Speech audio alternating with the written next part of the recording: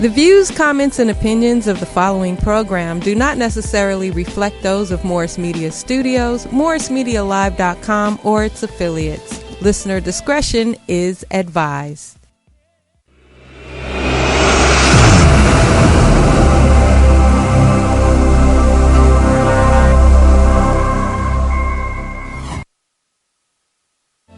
The views, comments, and opinions of the following program do not necessarily reflect those of Morris Media Studios, MorrisMediaLive.com, or its affiliates. Listener discretion is advised.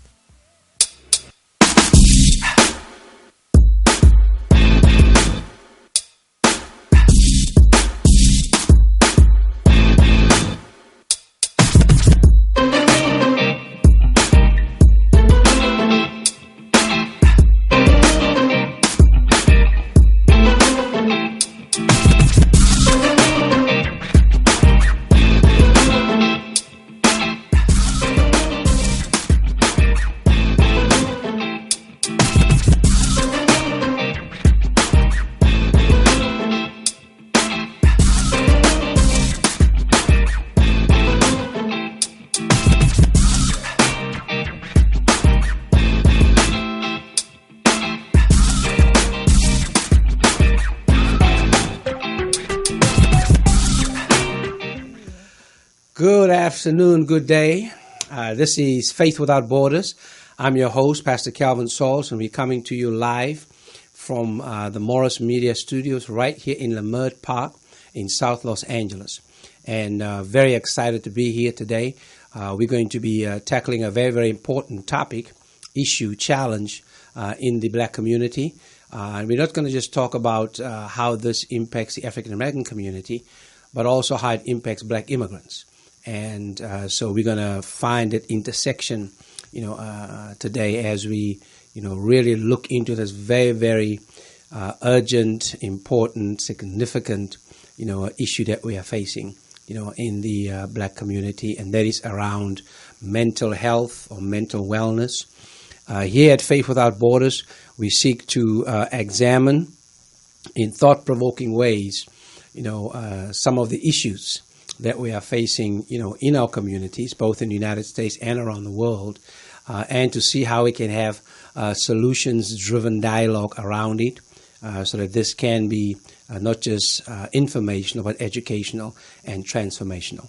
And so we're very, very excited, about what we're going to be in conversation about today, and looking forward to how this will move us, towards, pro-action, towards action that can be preventative, action that can be, interventive, as well as action that can, bring about the necessary changes in attitudes and actions around the challenge of mental health and wellness.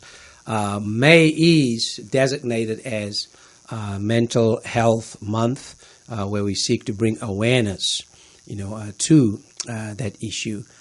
And the individuals, and families that are affected by it. And I want to just say at the outset that our goal is to see how we can move us through information from stigmatization to compassion. That's what our sisters and brothers need who are challenged with, any kind of, mental illness, for them to know that they are still part of our families, part of our communities, most of all, that God still loves them. So that's what it's about. And today, I'm joined by two colleagues and sisters who are at the forefront, around facilitating and bringing, mental, health and mental wellness strategies to so many, our communities here, in the southern Los Angeles area. And so I want to introduce you to them, and then we're going to dig right into, this provocative, conversation as well as solutions-driven one. So I want to introduce to you first my sister, Dr. Melissa Shepard-Williams. Did I say it right? Yes. Dr. Melissa Shepard-Williams is here with us, as well as Sanat Adamasu. All right, I said it right. There we go. So good to have them here. and looking forward to their thoughts and the work that they are doing, and hope that this will be helpful to all of us, empowering to all of us as we continue our work together. I'm going to start with Melissa. If you can just maybe share with us a little bit about, when you hear, a Mental Health Awareness Month, as a therapist, and you can tell us what you're doing first, what does that, conjure up, in your mind around, what you're doing, who you are, and what you seek to achieve? Well, firstly, thank you, Pastor Sauls, for inviting me to be part of this conversation. It's such an essential one to have, so I'm thankful that you are setting up a platform for it. And that is linked to why this month is important. This month and every month, but because this month is one that serves to highlight the importance of mental health awareness, it means to me a lot, because one of the things that I'm passionate about as a therapist and an ongoing learner about our history, world history, is that if we don't dedicate time and energy to learning about our history, frozen pain will stay as such, frozen pain. And trauma is real. And it's very important that we continue spreading awareness, increasing education about not only mental health, but our history overall, so that we can have a clear idea of why we are suffering and what resources we already have within for the healing. Build on what we've already been doing and fine-tuning with greater awareness. So, as a Panamanian woman with roots in different islands, there are a lot of histories to bring together for me personally, and I'm still learning. I've been here in the U.S. now 33 years. I can't believe how time flies. And of the 33, over 20, I've been in this field of work, and I'm so excited because there's so much to learn. That's what keeps it very interesting to me. Great. Yeah. Tell us, what do you do? Well, I'm a psychotherapist, and I am in private practice. I'm also a psychotherapist at California Institute of the Arts. Now more universities have therapists available for the students. It's such a critical period of life. And I also teach in the Cultural Family Psychology program at Pacific Oaks College, and this is for clinicians in training. And it's a campus that's very focused on social justice and heightened awareness about cultural history, which is very tied into one of my most important experiences of community service as one of the founding members of the International Society of Black Latinos. We're close to 10 years navigating this water, and our main goal is to bring communities together through education, and we do so through the arts, using the arts, so that the cultural celebration really is moved by the arts. And if we're going to talk about our pain histories, I'm learning that it is really, well, this is my bias, I should say. It feels to me impossible to learn about pain stories without the arts. That's where the information is.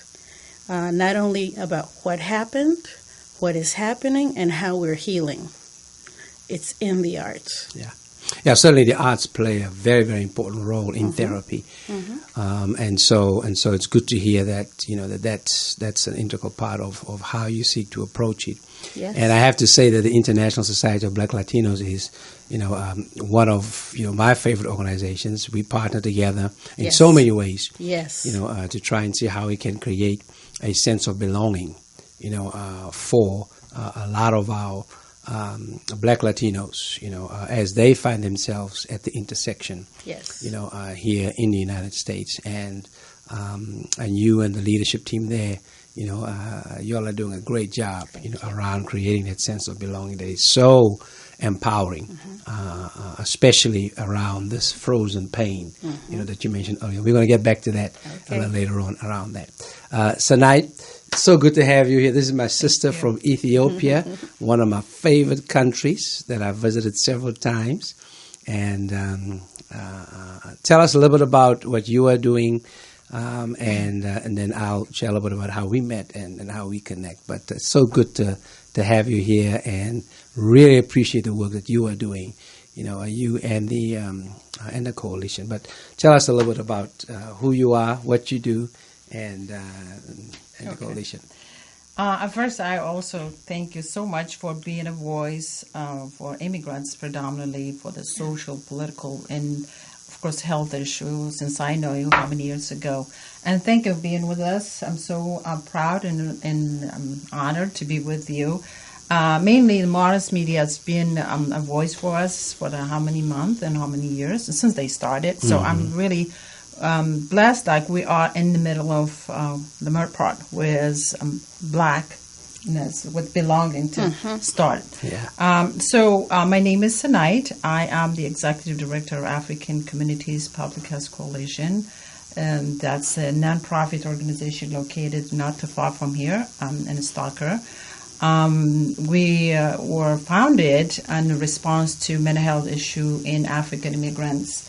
Mainly at that time was suicide rate was high among different communities of Black immigrants. Right now, this is very important. Mental health has been a major issue for immigrants.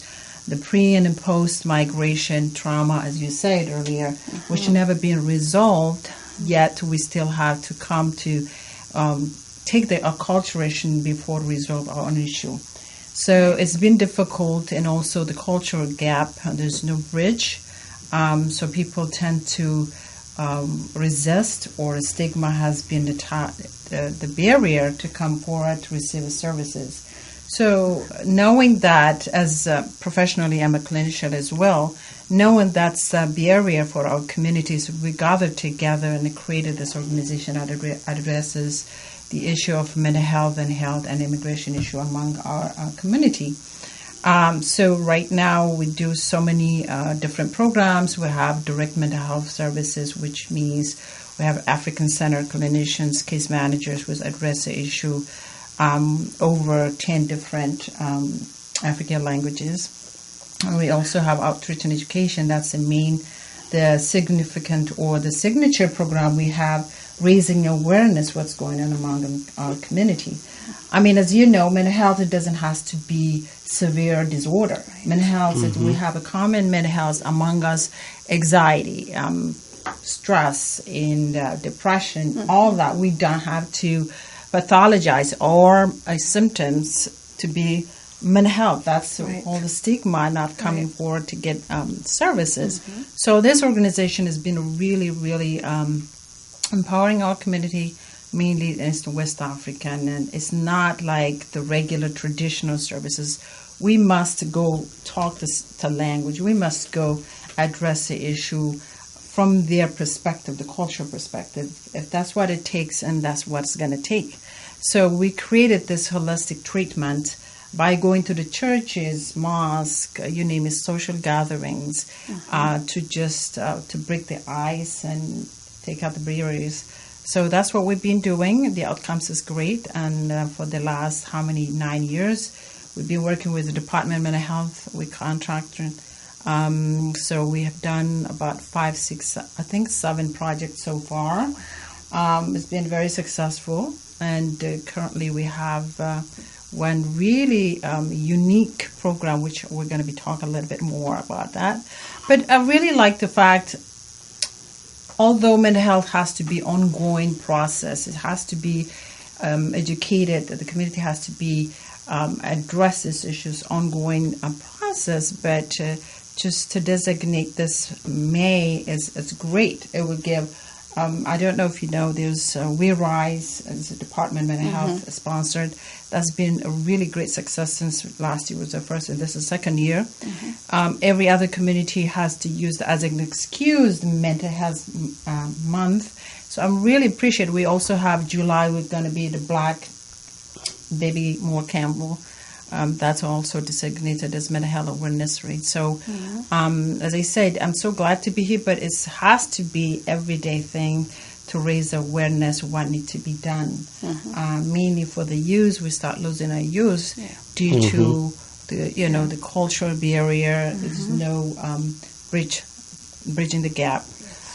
So we're here just as much as we can try to help together. Well, the coalition is doing an awesome job, and I'm glad to have been a part of it and to be supportive of it, especially from a faith-based perspective, but also from a perspective of a black immigrant from South Africa, and the need for culturally appropriate diagnosis, treatment, around it, and so this issue of cultural competency when it comes to therapy, therapists, and how we respond, not just to the African American community but also black immigrants, is critical, around this. So, so Melissa, can you talk a little bit about just the importance? And you mentioned the term, frozen pain. Yes. It just means that a person has to have the necessary cultural competency to be able to, to kind of figure out a way to break down that pain, to penetrate it, if you will, before this jumping, to a diagnosis or just jumping to, any, kind of, prescription or whatever folk, need to take. Can you talk a little bit about just the importance, as, a black therapist around, cultural competency when it comes to, taking care, of the mental health, of black folks? Sure. Frozen pain, what I'm learning about it is that it's the result of being unaware of the different factors that come together to keep us stuck. And so it's frozen. The pain is there, and we are just sleepwalking through life, if you will, until we really learn about what are the layers of this pain and how I'm just surviving rather than thriving.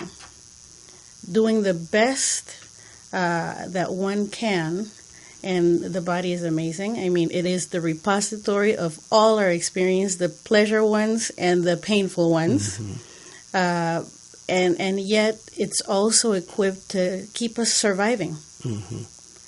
And until we receive the support, and we all need it, until we receive the support necessary that's culturally informed, then we'll stay there. Thriving is not going to happen. So from the helping professional standpoint, and I use that term to invite all of us, not us therapists only, but all of us that in some way are in a helping profession.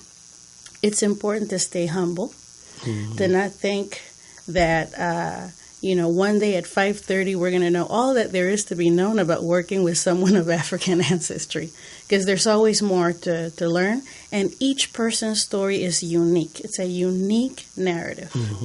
And even if for example, if I'm meeting with another woman who happens to identify as Afro-Latina, as I do, I would do a disservice to her if I assume that our points connect everywhere.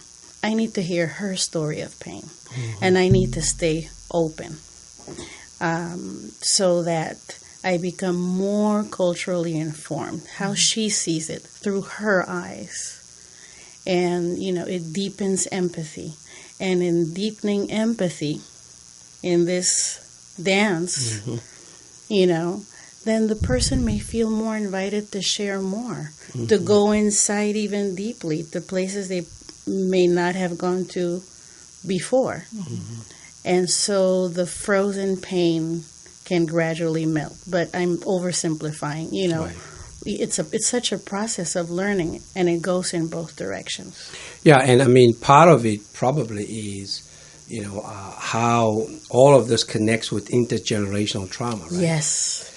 Or in some cases, transnational trauma. Yes. Right. So, as a person born and raised in South Africa, and one who, after 25 plus years of, apartheid being gone, I'm still dealing, with what I call post-traumatic apartheid syndrome.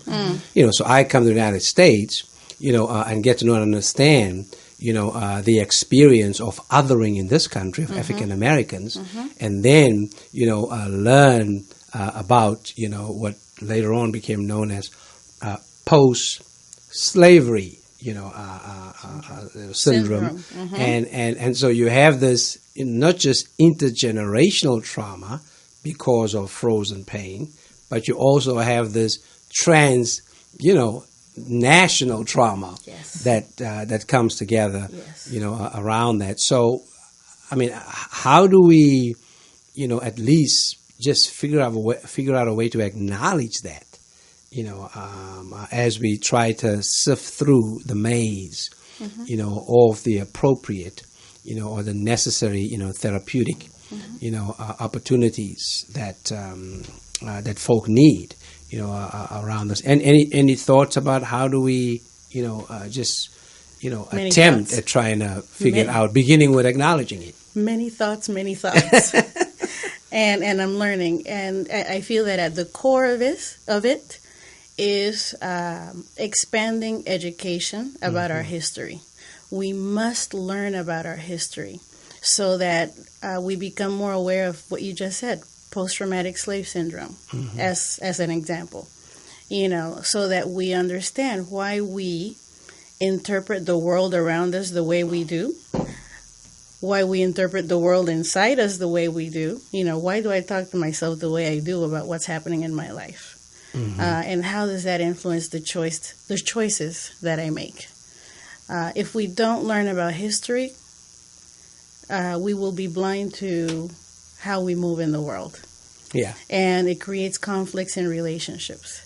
It sets the tone for depression, anxiety, all these different things that are happening in our lives, including the pain of immigration. And so education is at the core of it. For those of us who happen to be helping professionals, I feel that we have a duty, really a responsibility to reach out to communities. We don't have to wait until somebody on their own becomes more trusting of the institutions we represent. We need to engage, in the way that your coalition does it. Engage with the community so that trust is built. And so people feel like they can take that initiative and reach out for help, because now they understand better what mental health means. It doesn't mean I'm crazy, that taboo. Right. And so people may feel more inclined to reach out and seek help, not only of therapists, but other community helpers. Yeah. And the therapists need to engage other community helpers. The treatment needs to be comprehensive. It can't be just the two of us in the room. Right. There's got to be more. Yeah. There's got to be more. You mentioned it has to be comprehensive, and it has to be communal. Yes. In some ways, and that's why if stigma continues to be a barrier, if judgment continues to be a barrier, it then breaks down that communal responsibility that we all have around contributing to the mental health of one another. Sanai, you mentioned part of the work of the coalition has been these different programs, and part of the programs has been to try and facilitate therapy and treatment that is culturally appropriate around it. You want to say a little bit more about how you all approach that? Yeah, I just want to piggyback on what she said also. We have to look at it from two different perspectives, in my way, of this intergenerational trauma. As a community in large, we have to teach, as you said, who we are as an identity and why the way we act and why the way we feel. That's it. But the second one would be individual therapy. We have to work from a strength base. Means especially for immigrant, what we focus, like we have so much strength than weaknesses. But we don't know because we don't know. Nobody told us. We're trying to fit the so-called American dream. That's why we get lost in between, because there's no acculturation process that would give us an idea what it means. We don't know how to access the social services. We don't know how to, any sectors, education system, all that is becoming, and then pre and post, what I say pre and post is pre, as you said, you have experiences with South African issue, experiences with conflict, the civil war. All of us come with different trauma, which broken to trust our government, any public entity or the government entity. That trust is broken already. Even the process going through immigration to come to America, it's a huge trauma. So when we come here, we have no connection whatsoever, any public officials or system like police, any other government entity. And that's what the problem is. So we're trying to, instead of bringing on the strength, what we have when we came here, but we tend to minimize our potential and just dealing day-to-day stressors for ourselves, and that's a big problem. So we really, as a therapist, we have to acknowledge what the strength we have. We have to acknowledge what the tradition we came from, and also what we're accustomed to. And but as you say, the acculturation is a huge process. So culturally appropriate and linguistically appropriate is very the key component of the therapies. Not only that, I remember 2013-14, what we did was sponsored by Department of Mental Health again. We provided how to treat clients, immigrants, communities from the cultural perspective. Because if I say something, even within the African continent, even with the Caribbean, there's a uniqueness, there's a misunderstanding among each other. You're from South Africa, I'm from Ethiopia. I'm sure there is a way how to approach things and differently. That's the little things what it makes us who we are as a person. When we don't have that, that's what's broken and leading to mental illness. So for us, the first thing we have developed was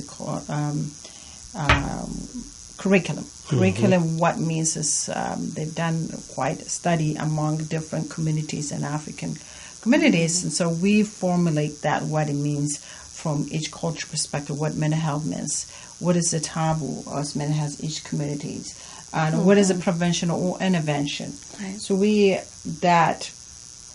collaborate with faith-based groups, because in Africa, I'm sure in the Caribbean, the first thing what we do is when we deal with the stress, we go to the faith-based leaders. I'm sure you experience. So that's a tool. That's what it takes. We don't have to always diagnosis for this brain disease and you have this and that. We work together, but our major signature program, I would say, is addressing the issue of mental illness from cultural perspective. What is culture means, and what does that mean to the person who's suffering mental illness? So we've been doing that. That's by advocating in behalf of that client, and also reaching out as a community-based organization that provides any prevention intervention. That's what we've been doing. And we just want to let folk know that any diagnosis is not a dead end, right? It is a detour for you to seek out help, and later on we'll talk about bridges in the community to facilitate a path to help, a path to health, and a path to wellness and one to wholeness. So again, a diagnosis is not a dead end. It is just a detour, and our hope is that we can provide some resources, for folk to get the help that they need to get back on track and then to continue, their purpose in life, and unleashing their power, in life as they continue, to live. So that's essential, around that. We know that, mental illness manifests itself in so many different ways. And one that's probably, is very, very prominent, but sometimes very, very misunderstood is, around depression. So Melissa, can you maybe, say a little bit about that? What is it? Mm-hmm. What are the symptoms? Knowing again that it's not a dead end. That diagnosis is just a detour. Yes. Around that. Any thoughts, from you around the depression piece? Okay. Well, they are, according to, the manual that supposedly guides our diagnosing process, criteria that determine that depression is present. Among the criteria is a really low mood for at least 2 weeks. There's a timeline. There's another kind of depression where it can last years. A low-grade depression, as it's referred to frequently. But they have in common definitely that mood, low appetite or increasing appetite, oversleeping or undersleeping, irritability.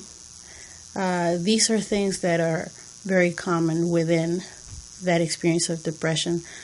Suicidal thoughts, not necessarily accompanied by plans, but the thoughts may be there.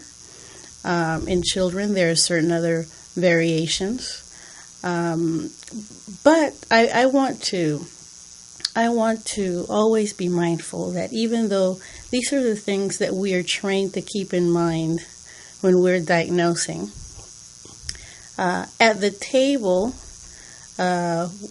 where these criteria are put together and made to be a book, there need to be more anthropologists at that table, so that it is way more culturally informed.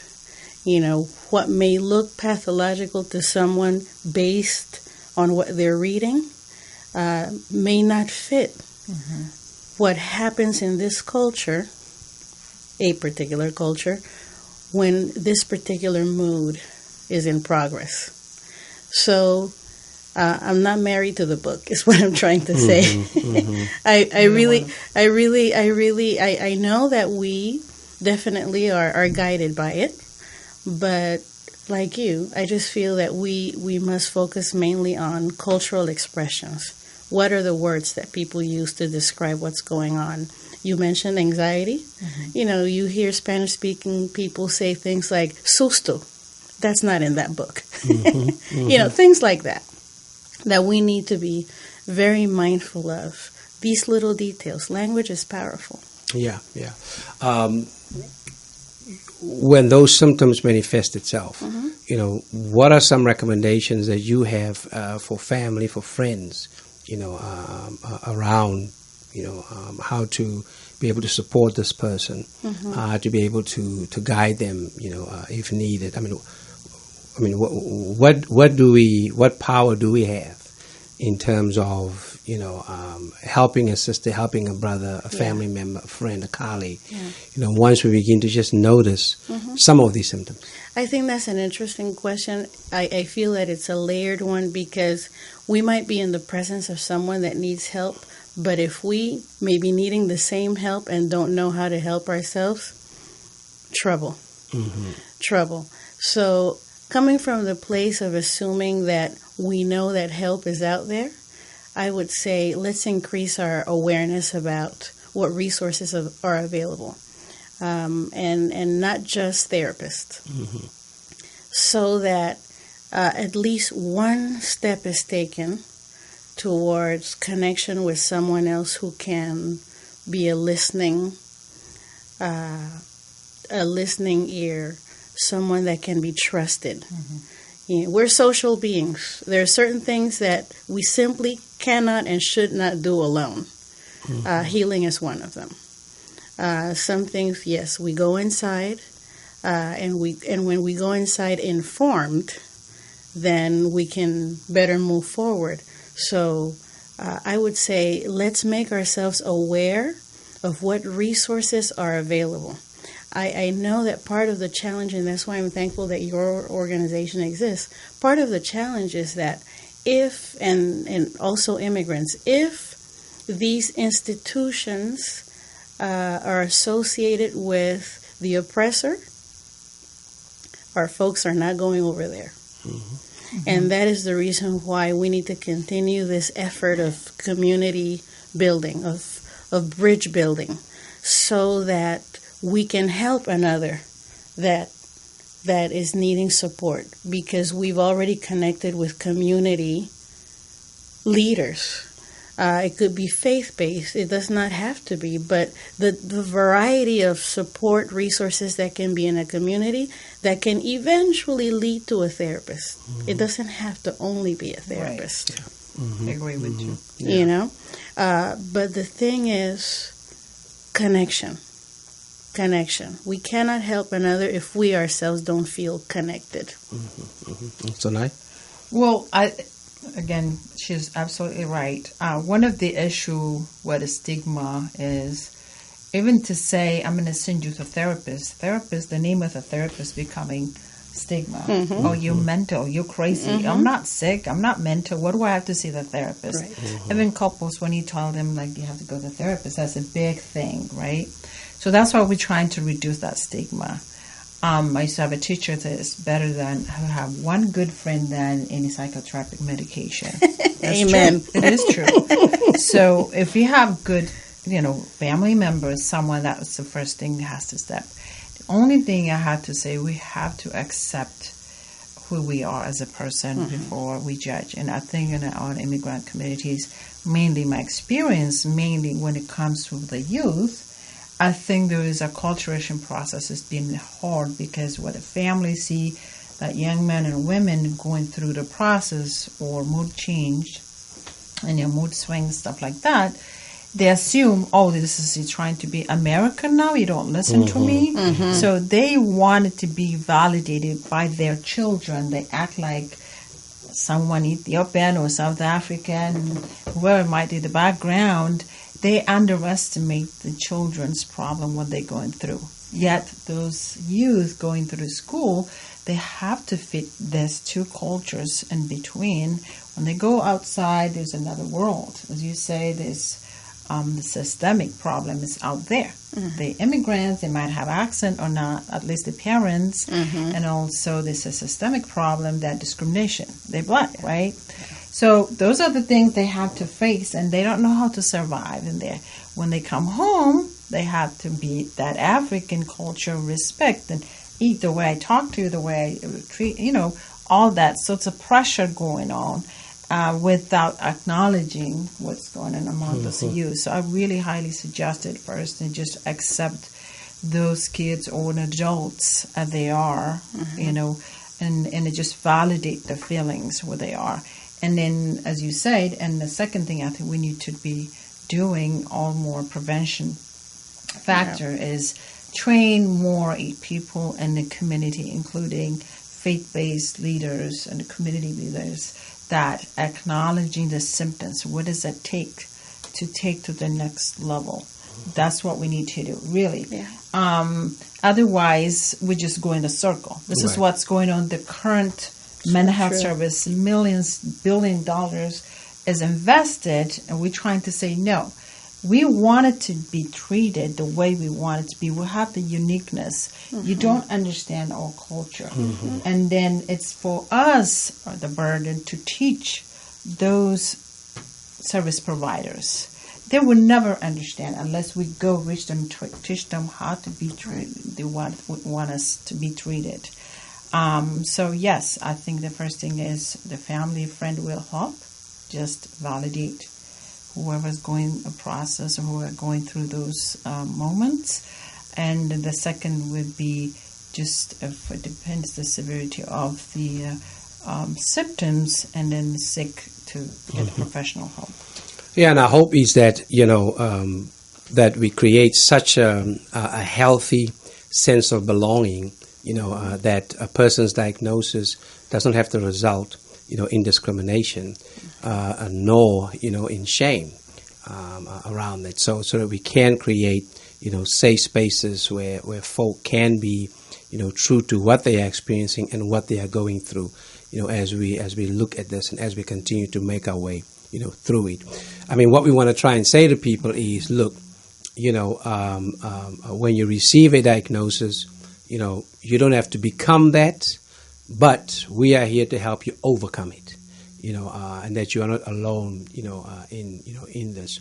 We're going to take about a 30-second break, and then we're going to come back on the other side and kind of just continue to explore, issues of colorism, issues around, what does code switching, do, which is what Sanai talk about, what a lot of young people, have to do in so many ways, and how do you deal with that, psychologically as you try to be, this or that, for whoever is out there demanding it, from you. And then we'll also look at, some bridges into the community, especially the faith community, which I'm a part of, and how it is essential for us to step up, and become, safe places, places of acceptance and belonging. After all, Scripture teaches us that we ought to, be transformed by the renewing of our minds. If that is not a call to action around our role as the faith community, around mental health and wellness, I don't know what can be. So looking forward to being back again, continue our conversation, around mental health and wellness in the Black community. This has been Faith Without Borders, and we'll be right back. I'm so sorry.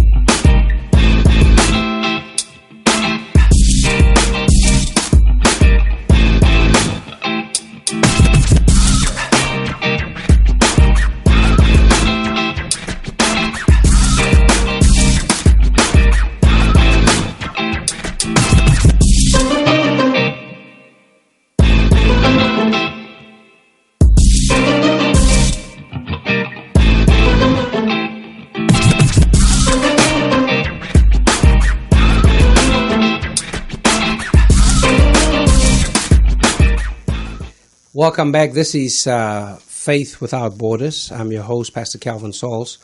Good to be here. Have some, well qualified and powerful, women in the house.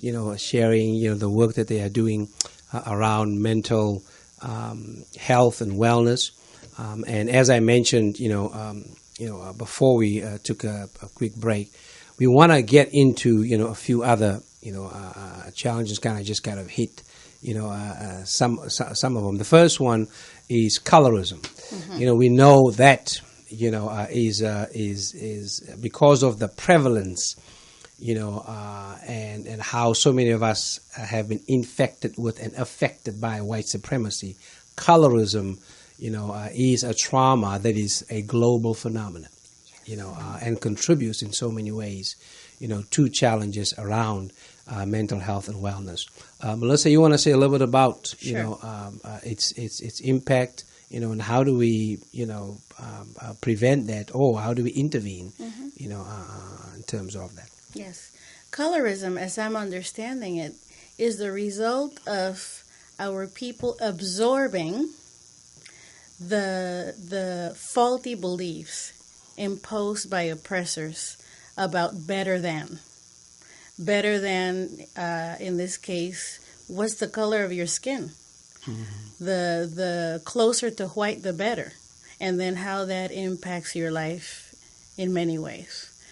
And, sadly, this is still infecting, to use your words, infecting our lives. Mm-hmm. And definitely is one of the many things that influences the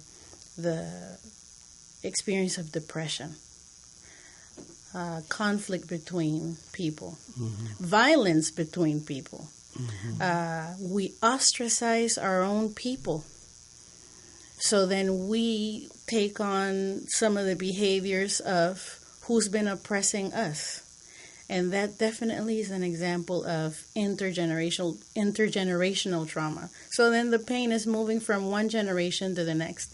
And for as long as we don't become aware of what's, causing us to behave the way we do, we're stuck. Yeah. Mm-hmm. We're stuck. Yeah. Yeah, and I mean, again, having been born and raised in South Africa, colorism, was huge. That was one of the, the pillars of apartheid, and how colorism was then manifested by way of paternalism, in South Africa. So from South Africa to the United States to the Dominican Republic, this whole piece around colorism continues to be a huge, challenge for us as to how we need to, respond to it and how to really embrace who we are as our authentic selves. Yes. And not, fall for this whole notion that, lighter is brighter, mm-hmm. And if you're black, get to the back. Mm-hmm. If you're black, get to the back, mm-hmm. Around that. So that's a key piece that many, many times contributes, yes. To, people's, intergenerational trauma, yes. Around that. So, Knight, you mentioned, with young people, what they're experiencing, at home and what happens at school or out right. there with their peers, not just for African American young people, but also for black immigrant, young people, mm-hmm. And that, of course, touches on the whole piece of code switching, right. Also back in the day known as double consciousness. Mm-hmm. As a black immigrant, I talk about triple consciousness. Because I got to deal with, what white folk try to foist on me, and then what African Americans try to foist on me, and then dealing with the immigrant piece. So double consciousness, triple consciousness, code switching. Any thoughts, yes, from you around that? That's exactly what's going on right now. We've tried to, at first we started with raising awareness among the community at large. What we see is really the major problem with immigrant families. Their children is most of them are really affected by the cultural gap. The mother and the father coming from different background, we are, most of us coming from collective society, which we have to validate our family expectation, all that. Mm-hmm. But mm-hmm. as I said earlier, and you mentioned, and also this youth are pulled in 2 or 3 different ways. When they go to the school, if they were born here, of course, they have to face the same as an African or African American black youth. The discrimination being black, they underestimated their education level. They don't understand, or they're not going to be somewhere. They're not going to be successful. That's one. Mm-hmm. On the opposite, when they come home, no, you're going to be a doctor. You're going to be a professor. You're going to be this. Mm-hmm. Those kids don't know which way to go, right?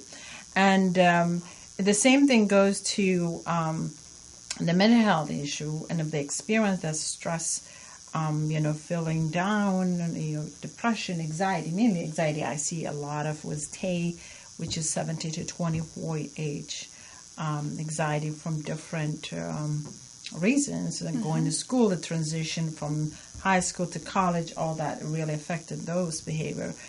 So it's the same thing. The parents tends to not understand what's wrong with him, with her. I work so hard to provide it. I'm giving her this. I'm giving her that. Yet she's not happy. She's not doing at the class. I want her to college, but she decided not to go. This is the issue. It's not on one person in the family. The whole family could be affected by this behavior. This really, we found like identity formation is a major issue during that transitional age. Who am I as a black man? Who am I, black young women? But again, I'm an immigrant. Do I fit in the other African American culture? Do accept me? Do I have an accent? That's even different issue with myself.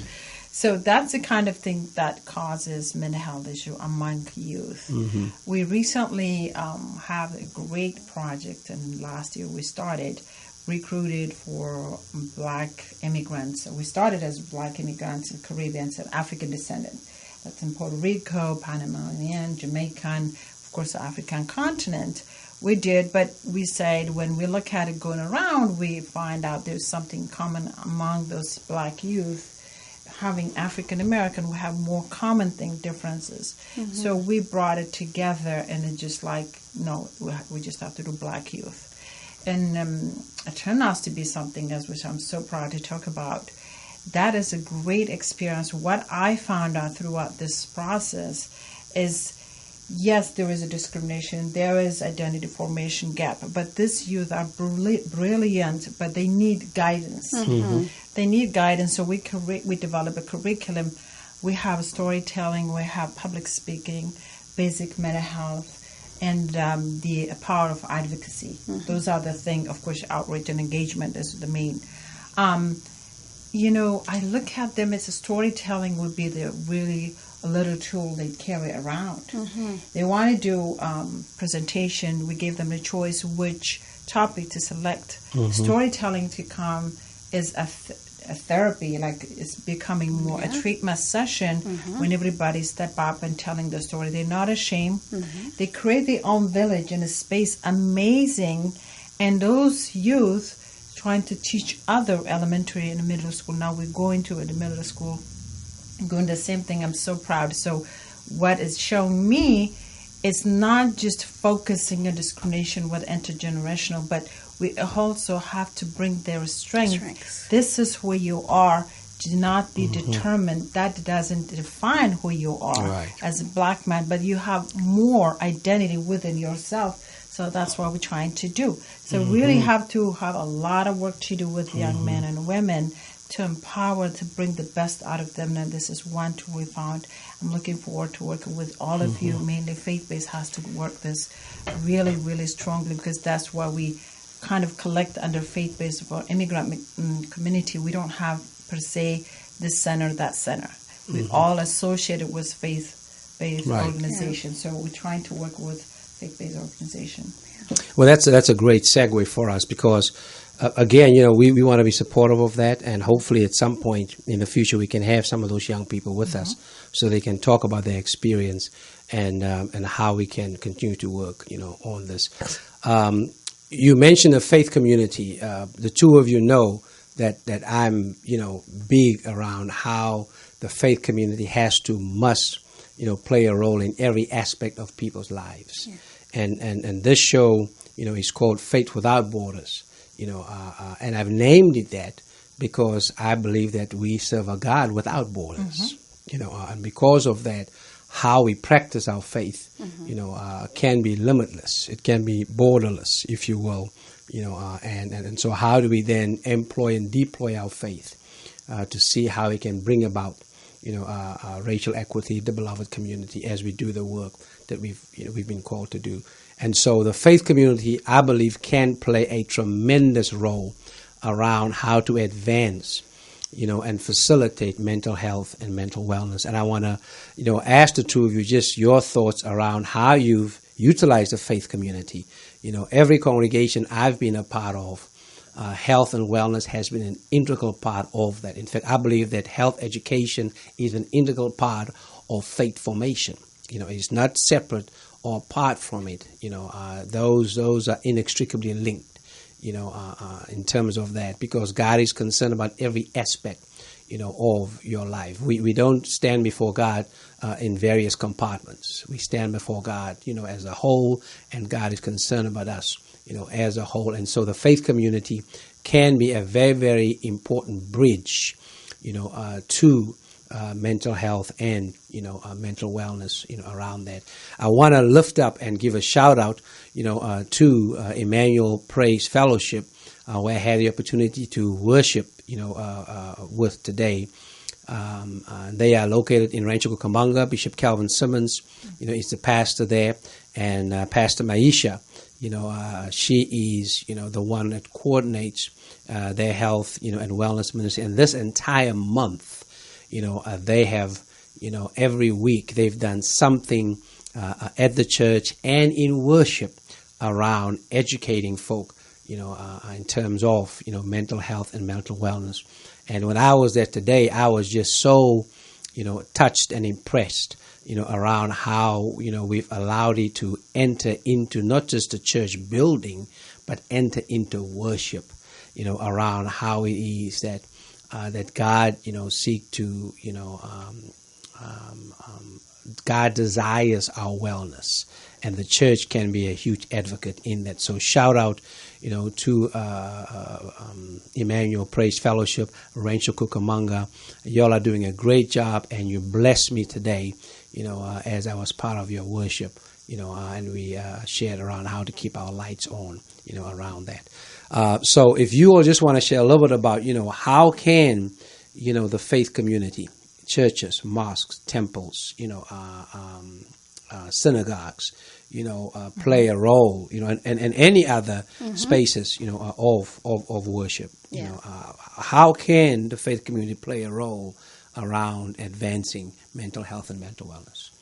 I think the faith community can play a very strong role, as we were talking about earlier, especially because our community so frequently are more inclined to reach out to the faith community, if they're going to reach out at all, because in this fear, we want to keep it together. We don't want to let anyone in, and this is part of the taboo. We don't want anybody to think we're crazy. We don't want anybody to know our business, and so that's how we don't let help in. But if we let it in at all, it tends to be from faith communities, and so that's how they continue to play a strong role. I think it would be helpful for the different faith communities to become more aware of the different ways in which pain manifests, so that we can work conjointly. As a clinician, I can say that when I'm in therapy with someone, I feel that it's extremely important to allow that into the conversation. It's important to know, where the person gets their strength from. What's serving as an anchor. And so it's a central piece in the work that we do.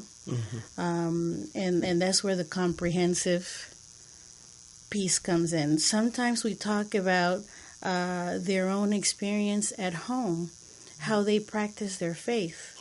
We discuss that in therapy. Right. Very important.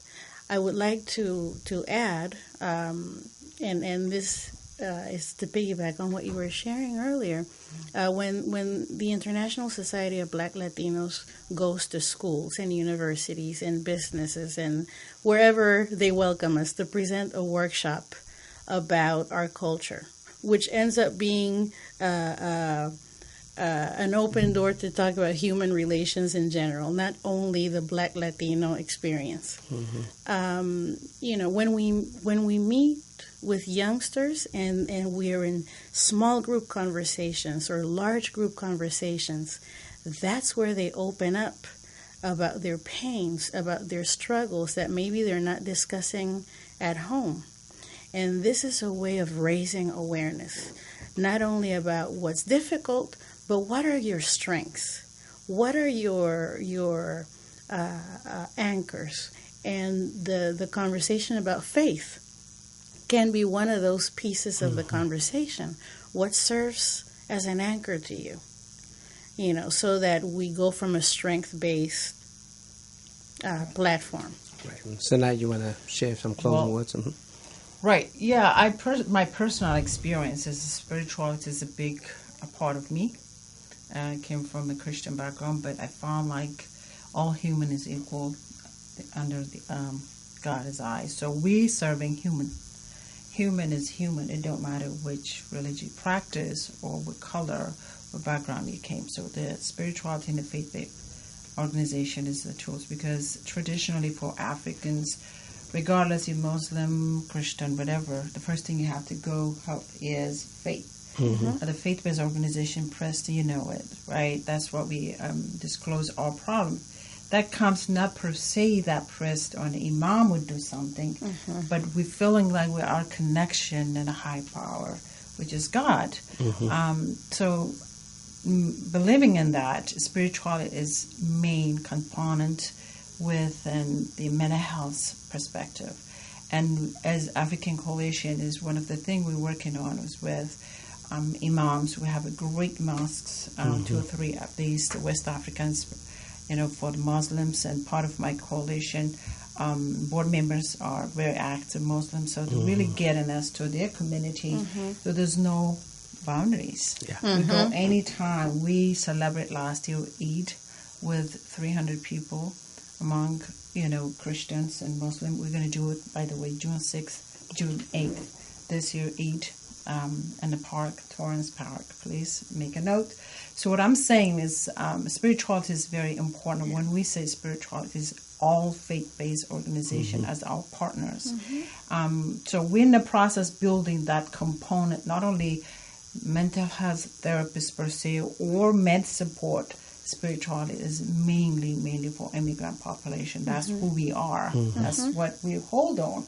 Regardless, politically, socially, anything, it goes from up to down, right? So we're going to have a session for spirituality or the faith-based, whoever. So we're working with imams and priests who are willing to come to our center, give that component of treatment. This is going to be one of our treatments.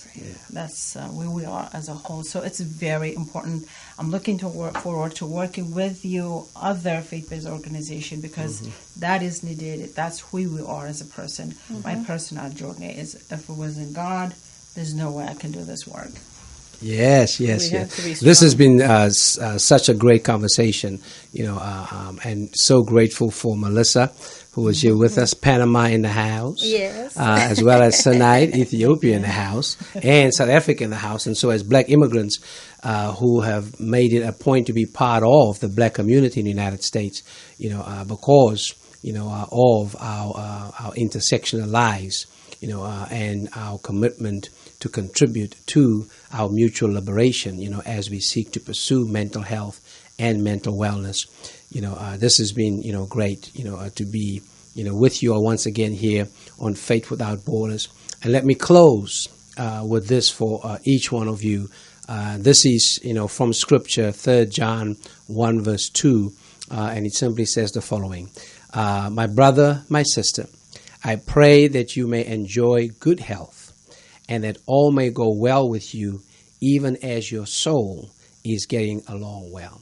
This is our prayer for each one of you, and we hope that today's program will contribute to your wellness, to your health, because after all, mental health is your health. And so let's continue to walk and work together towards the health and wellness that God has for us. This has been Faith Without Borders. I'm your host, Pastor Calvin Sauls. We'll see you next time.